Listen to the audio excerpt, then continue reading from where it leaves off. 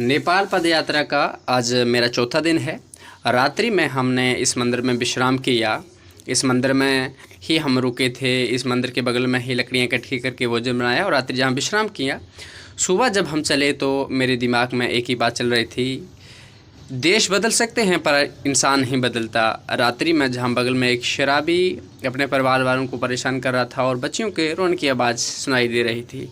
ये सोचते हुए ही हम आगे बढ़ते गए, अपनी यात्रा को कंटिन्यू करते गए और कुछ किलोमीटर चलने के बाद, लगभग 7-8-10 किलोमीटर चलने के बाद एक पुल आया।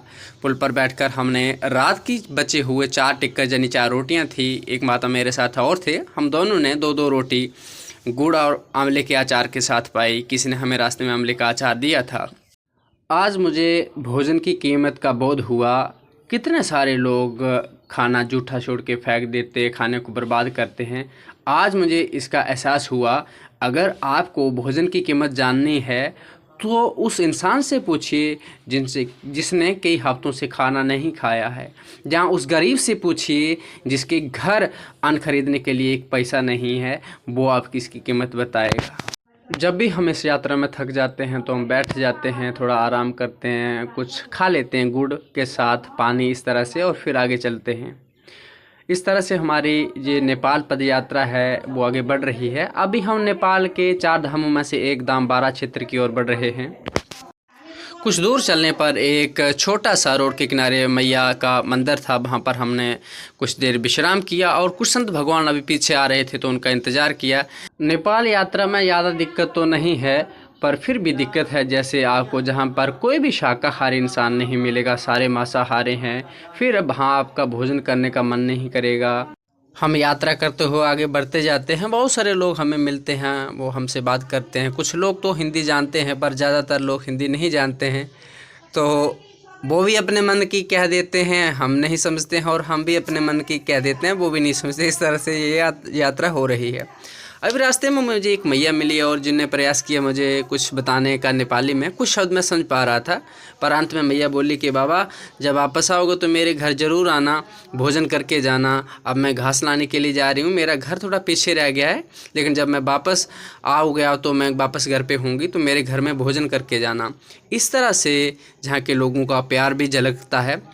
एक चीज़ जो मैंने जहाँ पर देखी, लोगों के जो मकान हैं वो लकड़ी के ऊपर बनाए गए हैं, यानी लट्ठे ज़मीन में गाड़ कर उन पर एक छत ना बना के दूसरी छत पर मकान बनाया गया है। इस तरह से हम आगे बढ़ते हुए एक चौहाड़ नाम गांव में पहुंचे। वहाँ एक छोटा सा मंदिर था रोड के किनारे में, वहाँ जाकर हमने विश्राम किया। थोड़े थके हुए थे तो विश्राम करने के साथ साथ थोड़ा गुड़ चूड़ा भी पा लिया, जिससे भूख भी मिट गई। और उसके बाद हम फिर से अपनी यात्रा को आरंभ करते हैं।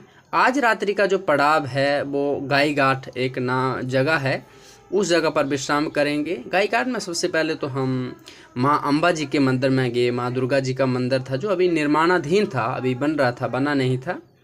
और माँ दुर्गा के मंदिर में दर्शन करने के बाद हमने देखा कुछ जहाँ नेपाली की जो आर्ट है, कुछ कला है, कुछ ऐसी एक मूर्ति सी बनाई गई थी जो हमें समझ नहीं आया कि क्या बनाई गई है, किस लिए बनाई गई है, पर संभव है कि ये नेपाल की कोई अपनी कलाकृति हो, अपनी संस्कृति हो।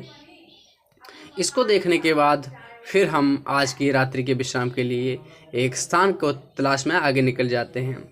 आज रात्रि का जो पड़ाव था, इसी मंदिर से थोड़ा दूर एक राधा कृष्ण जी का मंदिर है, उस मंदिर में रुकना था।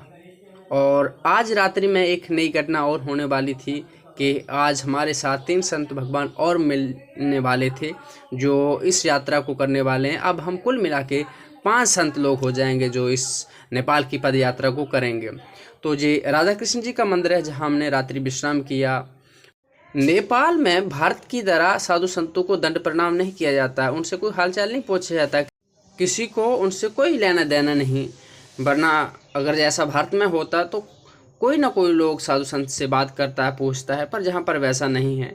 तो राधा कृष्ण मंदिर में जाकर हमने दर्शन किए और वहाँ के पुजारी को पूछा कि रात्रि जहाँ विश्राम कर सकते हैं। तो पुजारी ने हाँ बोल दिया और बोल दिया कि मैं राशन तो दे दूंगा आपको कुछ बनाने के लिए, जो भी मेरे पास होगा, पर मैं आपको खाना नहीं बना दे पाऊँगा क्योंकि मेरे पास कोई और व्यक्ति नहीं है। तो हमने पुजारी जी से राशन लिया और शुरू कर दिया रात्रि भोजन प्रसाद बनाने की क्रिया को। पुजारी जी ने रात्रि विश्राम के लिए एक हाल में जगह भी बता दी कि आप रात्रि यहाँ पर विश्राम कर सकते हैं। हमने अपना आसन अंदर रखा और कुछ ईंटें खड़ी करके भोजन बनाने की तैयारी शुरू हो गई। भोजन प्रसाद करने के बाद आज रात्रि यहीं विश्राम किया गया।